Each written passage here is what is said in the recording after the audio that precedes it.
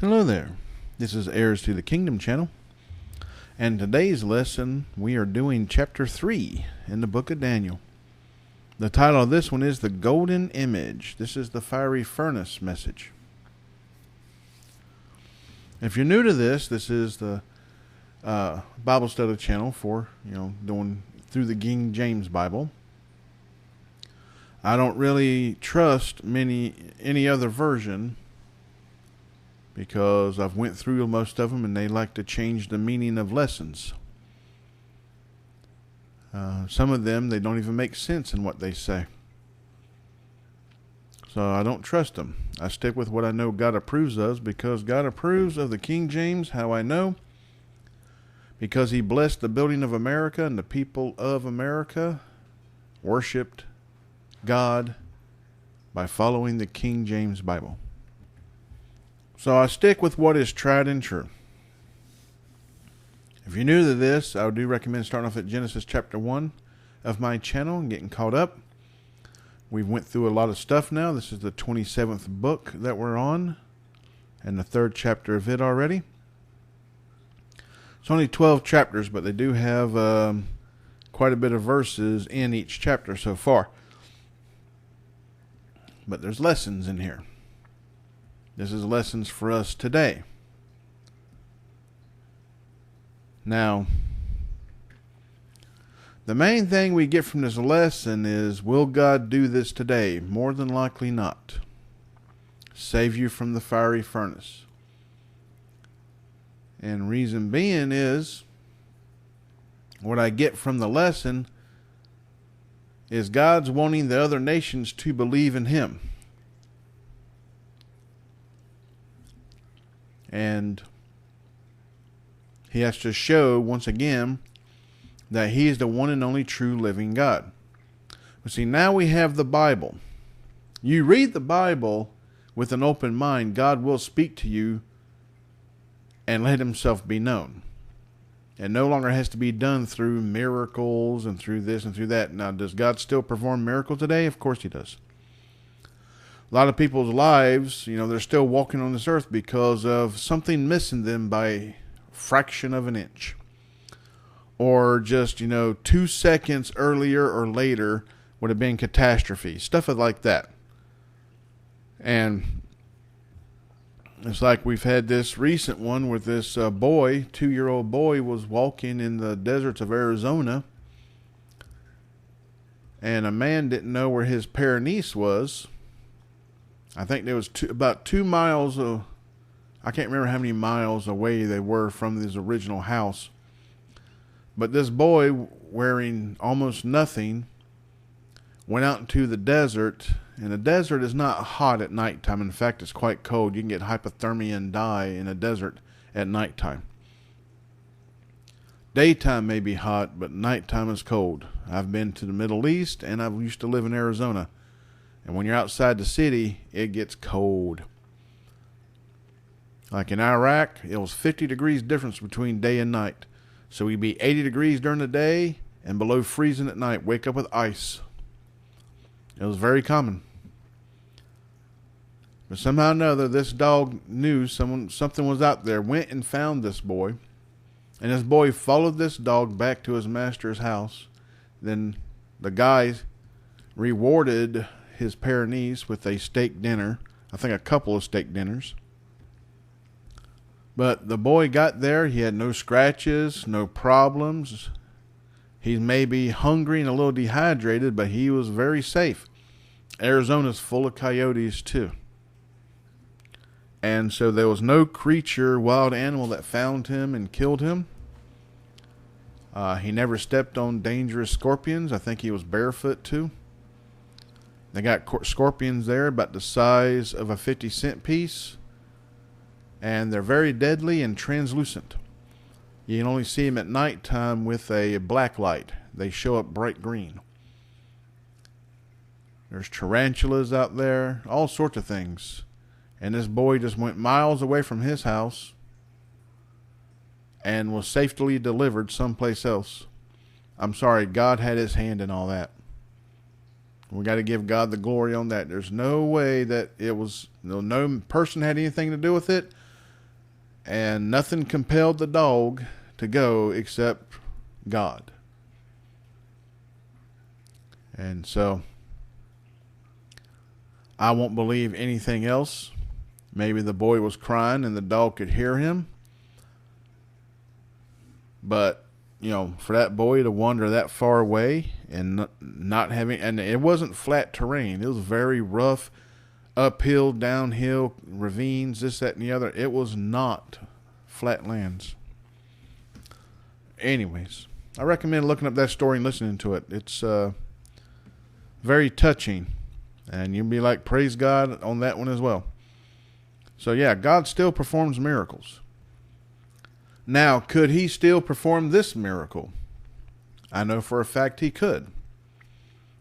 But the main reason for this miracle was so that the king of Babylon would believe in him. Because when you have a world power, which the king of Babylon at this time was the first world power, and that decree goes out to all, then, it spreads the knowledge of the God of the Israelites, the God of the Jews. And what does that do? That entices people to learn of God. And so they'll get scriptures. And they'll want to read for themselves. This is why the Holy Bible is still the number one book sold worldwide. Because people are still intrigued and want to read about God. A lot of worldly people don't like what they hear, especially when God says you must change your life. But, the more you read, the more it makes sense. So, I can't remember. I think there's only like 30 verses in this. But what do we also get from this lesson? That the Jews feared God more than they feared man and feared death. And that's what God still wants from us today. Is to serve him above all others, even if it means our demise. It's his New Testament as well. It's in Old Testament and New Testament. This very lesson. Update report on the puppy. He was forced to get his first bath today. He wasn't really ready for it because he still got the stitches from being neutered. But I had to take care of the yard today, and because of his trauma and being scared from the gunfire from the second time of hearing it, he didn't stay outside long enough to use the bathroom completely. And he ended up with an upset tummy and messed all in his bed and everything else while I was mowing the grass and everything. And so have him in your prayers on that his tummy gets feeling better, his trauma gets eased off, so he goes back outside easily again, stays outside long enough to do his business. But yeah, so his bedding, if you hear the little clicks and stuff, his bedding's in the dryer now. I had to take it apart and wash it, rinse it off, this, that, and the other. It was a mess. But I will be resharing the Give Send Go to help out with the finances of this puppy. And but yeah, he's gonna be a challenge. He's gonna be my challenge. He's not really wanting to learn too well about potty training. Because after all that, took him outside. He did use his business and everything else. Did number 1 and number 2 and everything else. While I was cleaning stuff up, it was like from the floor, from the bedding, this, that, and the other, everything else. He went and peed in my bedroom. I'm like, are you kidding me? I'm like, I was mad about that. I looked at my other dogs. I'm like, what are y'all doing here? All 3 of you, what do you just sit here and watch him do it? Like, you're supposed to help teach him not to do this stuff. Come on. But yeah, so remember me in your prayers and dealing with all this stuff, because I'm getting a little on the older side, and it's I wasn't planning on getting any more dogs because of, my age group. I mean, I'm only in my 50s, but I have physical limitations from the military and arthritis problems and everything else, so I don't get around as good as well-to-do 50-year-old type people. But I've been on this earth for quite some time. I've learned a lot. And the one thing older people know for certain is the end is coming. Whether it's the end of the earth or the end of your life, the end is coming. There's no stopping it.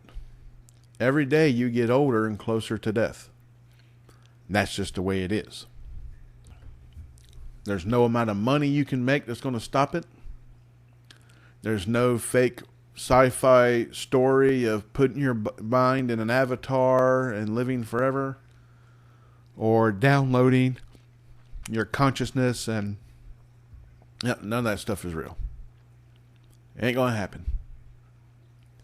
So that's why I tell everybody, be prepared to meet the Lord always. And you don't want to be on the wrong side of God's wrath at that same time. Always be prepared to meet the Lord. As I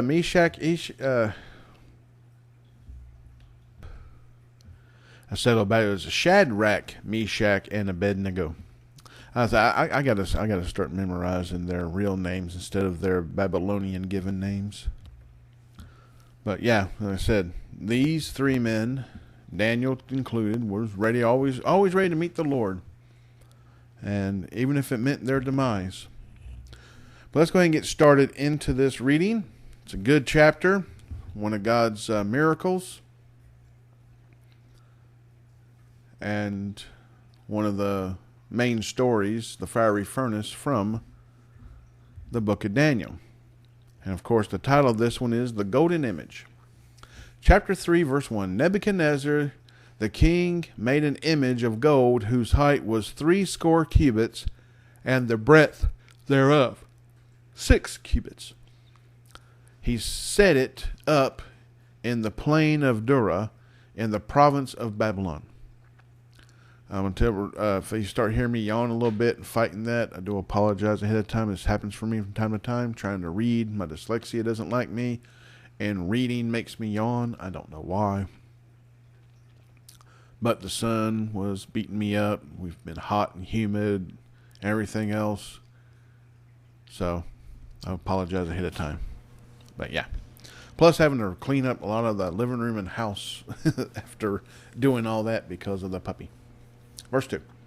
Then Nebuchadnezzar the king sent to gather together the princes, the governors, and the captains, the judges, the treasurers, the counselors, the sheriffs, and all the rulers of the provinces to come to the dedication of the image which Nebuchadnezzar the king had set up. I never understood why rich, fancy people, rulers, always thought that something about them was special that people should worship. Never understood it. But even today, you got all these stupid singers and actors and actresses, these people in the entertainment world and stuff, they're super rich, and they think that they're so special that people should worship them. And it's like, and idolize them. I'm like, you're an embarrassment to, human beings. What are you talking about? Especially these two-faced hypocrite ones, Got these ones, they wear the crosses while having an OnlyFans and stuff like that. Do stuff of that nature. I don't know. People baffle me because I guess they think if they wear some piece of jewelry or say something, then it makes it true. And I'm like, no, the way you live your life makes Christianity true or not in your life. Let's continue on verse 3. Then the princes, the governors and captains, the judges and treasurers, the counselors, the sheriffs, and all the rulers of the provinces were gathered together unto the dedication of the image that Nebuchadnezzar the king had set up. And they stood before the image that Nebuchadnezzar had set up. Then an herald cried aloud, To you it is commanded, O people, nations, and languages, that at what time ye hear the sound of the cornet, flute, harp, sackbut, psaltery, dulcimer, and all kinds of music, ye fall down and worship the golden image that Nebuchadnezzar the king had set up. Now, it would have been simpler if he just says, if you would have just, paid homage to the king and say, Hail King Nebuchadnezzar, when this happened, it probably would have been no problem. But commanding people to worship you, your image, yeah, it's going a little too far. But, verse 6. And whoso falleth not down and worshipeth, shall the same hour be cast into the midst of a burning fiery furnace. Therefore at that time when all the people heard the sound of the cornet, flute, harp, sackbut, psaltery, and all kinds of music, all the people, the nations, and the languages fell down and worshipped the golden image that Nebuchadnezzar the king had set up. Wherefore at that time certain Chaldeans came near and accused the Jews. They spake and said to the king Nebuchadnezzar, O king, live forever. Thou, O king, hast made a decree that every man that shall hear the sound of the cornet, flute, harp, sackbut, psaltery, and the dulcimer, and all kinds of music, shall fall down and worship the golden image. And whoso falleth not down and worship that, he should be cast into the midst of a burning fiery furnace. Worshipeth. I said worshipped. I keep forgetting that TH at the end. That's that old English stuff. We don't say it that way no more. But moving on. Verse 12. There are certain Jews whom thou hast set over affairs of the province of Babylon, Shadrach, Meshach, and Abednego. These men, O king, have not regarded thee. They serve not thy gods, nor worship the golden image which thou hast set up. Now you notice I didn't mention Daniel in there. Why is this? Is because Daniel already proven that his God is the one and only true God, and above King Nebuchadnezzar's gods that he follows. Because no one else in the land could tell of his dream and the interpretation thereof but Daniel.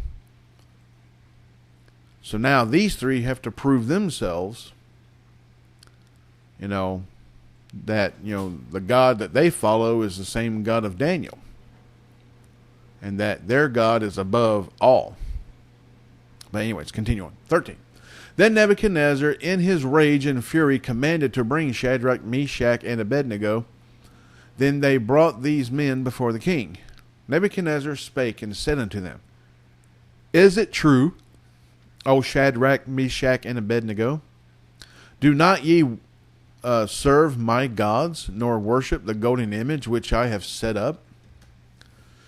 Now, if ye be ready, that at what time ye hear the sound of the cornet, flute, harp, sackbut, psaltery, and dulcimer, and all kinds of music, ye fall down and worship the image which I have made.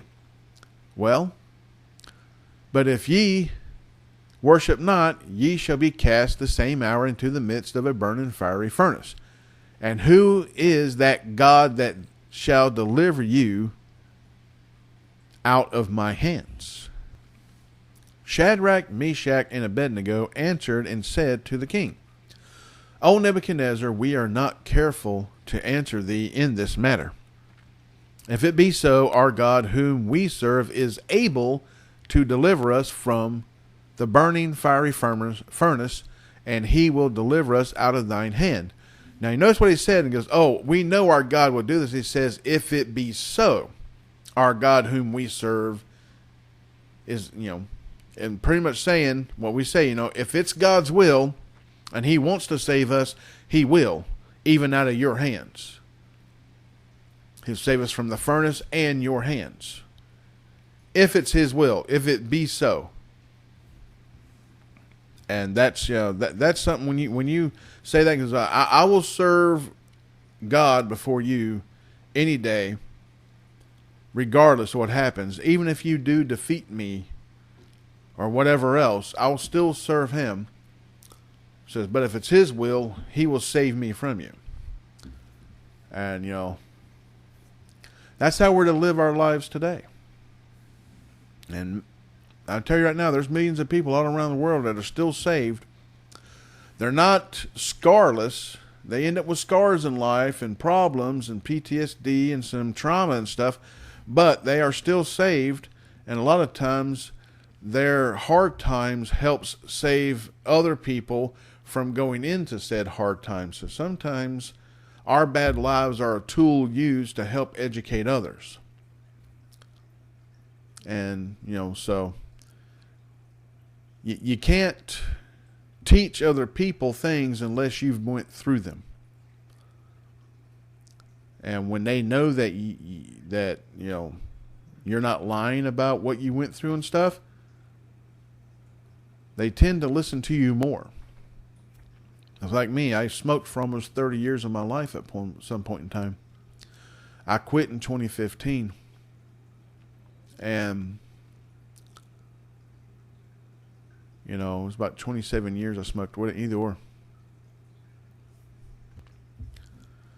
Now, if I was to get advice from someone that never smoked before on how to quit, I would have laughed at them. But I sought after things I knew of from people that had successfully quit smoking. And that's what helped me, was me using wisdom that God gave me to use other people that has been successful on how to stop. Plus, God had a lot to do with it. He was in there. That was another miracle in my life, because once he told me to quit, and I said, okay, I'm quitting, I didn't have the cravings I thought I would. It was quite easy for me to quit. And if I didn't have God on my side on that, I know for a fact I wouldn't have been able to quit. But either or, didn't mean to go on a rabbit trail, a little sidetrack, but, let's continue on here, though. Verse 18. But if not, be it known unto thee, O king, that we will not serve thy gods, nor worship the golden image which thou hast set up. Then was Nebuchadnezzar full of fury, and the form of his visage was changed against Shadrach, Meshach, and Abednego.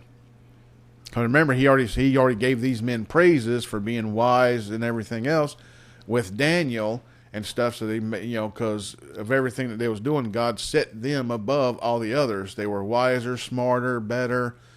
They ate a diet that wasn't of the kings, so they can keep their Jewish diet, and they were healthier than the other ones and stuff like that. So King Nebuchadnezzar's been, praising these four men and putting them in charge of places because they were better than everything else that he had.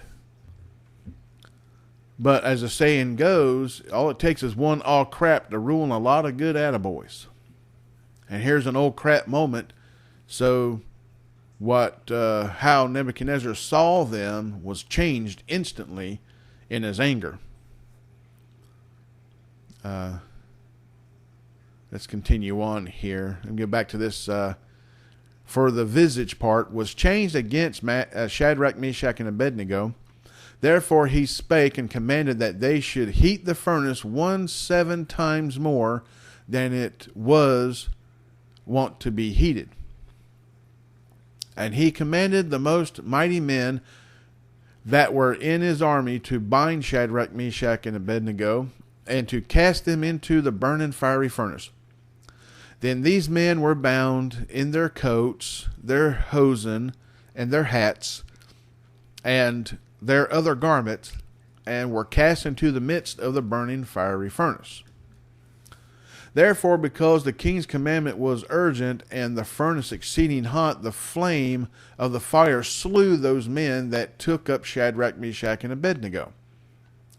And these three men, Shadrach, Meshach, and Abednego, fell down bound into the midst of the burning fiery furnace. Then Nebuchadnezzar the king was astonished, and rose up in haste, and spake and said unto his counselors, Did not we cast three men bound into the midst of the fire?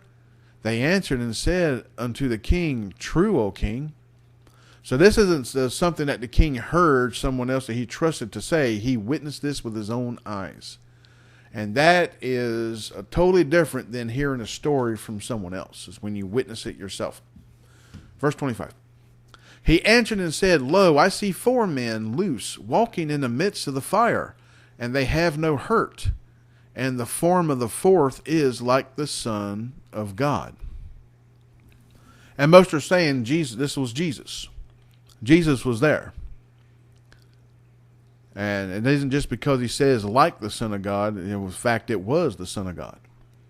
Jesus was there helping them, protecting them from the flames.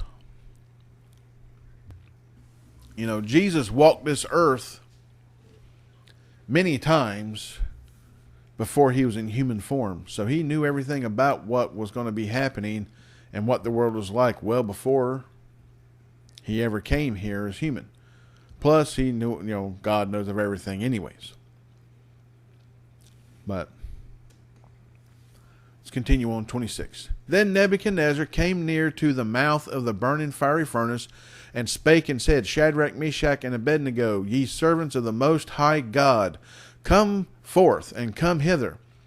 Then Shadrach, Meshach, and Abednego came forth of the midst of the fire.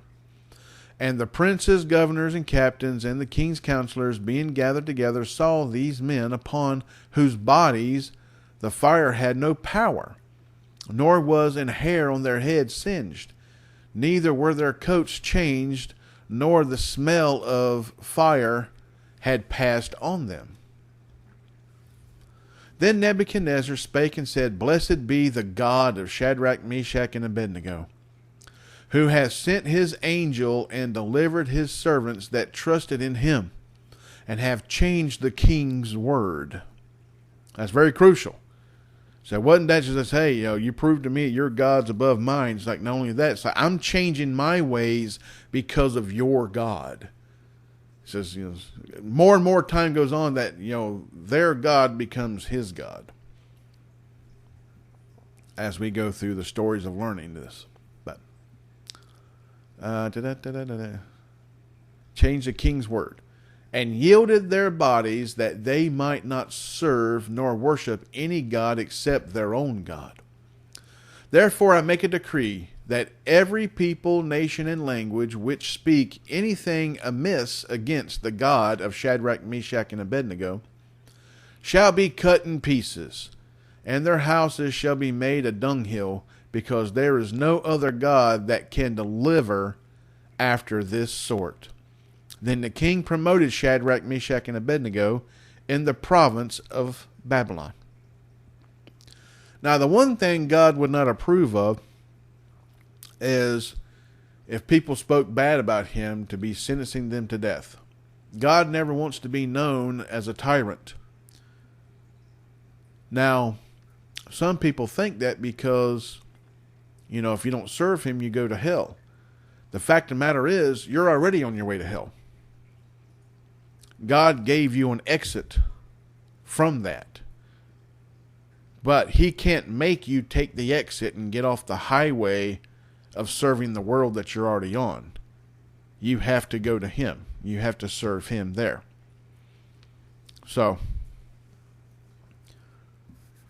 God believes more in changing hearts and minds instead of, with love, mercy, faith, and obedience and all this, all that stuff like that, versus force. When you force people to go a certain way, they naturally want to rebel. No one likes to be forced to do anything, but if you educate them and say, "Is my ways better than those ways?" they'll gladly follow. That's what a parent's supposed to do with children. First, you do the discipline, knowing that, hey, you will be disciplined if you don't obey. He says, but if, here's this, and I'm going to show you over your lifetime, over your young life, that, I know what I'm talking about. And that's why sometimes the tough love is the best love, by letting a child fall, letting them learn the hard way on certain things. That's when you say, now, are you wanting to listen to me yet? Or do you still want to do it your way?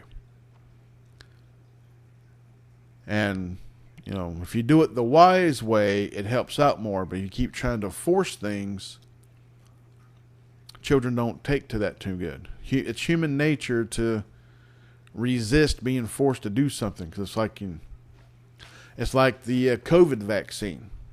No one trusted it. No one wanted any part of it, really, that had any common sense because it was being forced. I'm like, well, if it was good, you wouldn't have to force it. It would speak for itself. So, it's also a defense mechanism. But anyways, that's the end of the chapter. We just passed the 30-minute mark, so I'm going to go ahead and end this lesson here. Then chatted quite a bit already. Once again, like I said, the link for the Give, Send, Go will be in the description for Stitch and everything. And if you will, share it. Give if you can. The more it's shared. And I will say, if you share it on Facebook, you may have to share it directly in your messenger. Because I had to do that before. I think I already mentioned that. A lot of my friends didn't even know I was putting this out there until I sent them directly in Messenger. But anyways, like I said, I'm still going to live it up there, hoping to recoup my finances so I can get back on track of doing home repairs. But yeah. So remember to pray. Pray for me. Pray for Stitch. I'm going to pray for you. Pray for the lost. Pray for the found. Pray for everybody and everything all the time, everywhere, all day long. Prayer is a necessity. We can't function too good in life without it. We can't serve God all that well without it either. If we don't stay in communion with Him, we tend to forget how He speaks to us. So, always pray. And until next time, God bless, good night, and goodbye.